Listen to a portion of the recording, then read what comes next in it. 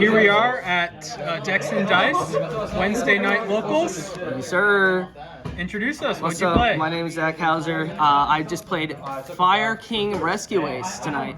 I saw Pax list last weekend. He won the Utah regional with it, and I decided to try to build upon that a little bit, try some stuff out, and test for an event coming up.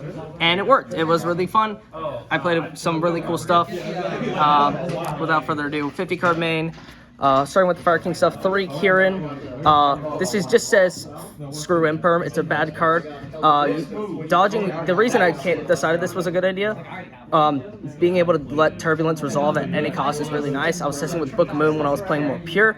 Then this engine came up, and I'm like, well, you know what? Why not add some teeth to the end board on top of the 4? 2 Ponics. We have 5 level 1s in deck, and then 1 for 1. Just another copy of normal. Opening it's pretty good, especially paired with Bellstar. Only 1 Garura, you don't really want to draw it, but it's okay if you do. You send it off Witch or Wrong. And then 1 Sanctuary and 1 Island. This is all you really need. Like, you only need the 1 field spell. I haven't needed to grind that much further than like turn 4, so you don't really need HU either. I was testing 2 of this, didn't really like it. It was a little clumpy. For the rest of your stuff, 1 Airlifter, rest in peace, he's still goated. 2 Hydrant, I was thinking about 3. I ended up cutting the 3rd one for 1 for 1 because I wanted my hands to be as fluid as possible. Opening this card, you don't really need it to resolve Turbulence. All you need is Emergency and a name, one way or another. So being able to set 4, instead of the alert, you just set Emergency just to get this out at that point instead. Speaking of 2 Turbs, the Gold Standard, 2 Preventer, this shouldn't change. I like 3 as an idea because opening it's nice, but I don't want to clump on it. I did go to 3 Impulse for this event with the 1 engine. Being able to go second with this stuff is really nice. This card is really good at helping you break the boards and also just lets your Fire King stuff resonate a little easier. Helps you set up for your when you go second. Thought about hand traps, but I kind of like this. This card is also really good for chain blocking. For the rest of his spells and traps, 3 Emergency. This card is broken. Then R, A, C, and E. Like I mentioned with the Turbs, you sometimes don't set this. If you don't have Hydrant, you set this instead. This card could be used for your grind game. I don't run the field spell. I cut the EHQ. The reason I cut the EHQ is because while that card is a great grind game card, this deck wants to kill on turn 2 or turn 3. A lot of the times you don't really need the EHQ to recur stuff. Typically the alert is good enough if you hold on to it long enough. Because you're just trying to overwhelm the field with bodies on a simplified game state. Now for the Sinful Spoil stuff, we do play 3 Witch, maximum consistency. I'm on 50. I want as many starters as I could get. This card is broken. 1 Snake Eye Ash, being able to search is really good. And of course this card, this is like one of the 3 bricks in deck, but being able to play through Nibiru at any point for no reason is really, really good.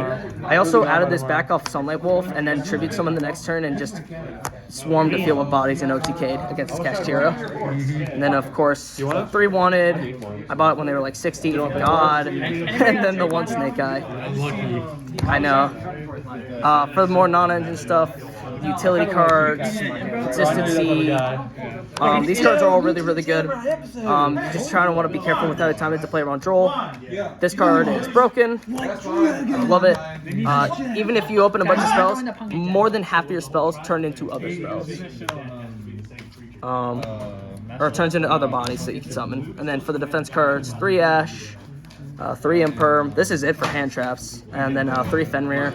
This was Droll. I decided I like Fenrir more because this deck wants to be able to push for an OTK early. And being able to special it, go first or go second, bait out hand traps, and then push for game is really, really good right now, especially in this limbo-esque of a format before a big set comes out. That's it for the main. 50 in the main. Wouldn't change a thing in here. For extra, Typhon. I didn't summon this once. It only came up once.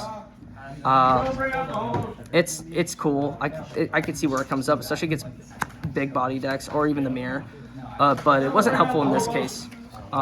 3 Link 1s. You use this. You're playing this because if you open Hydrant with nothing else, it's a 1-card heat sold because of this. Because you just add Preventer and keep going.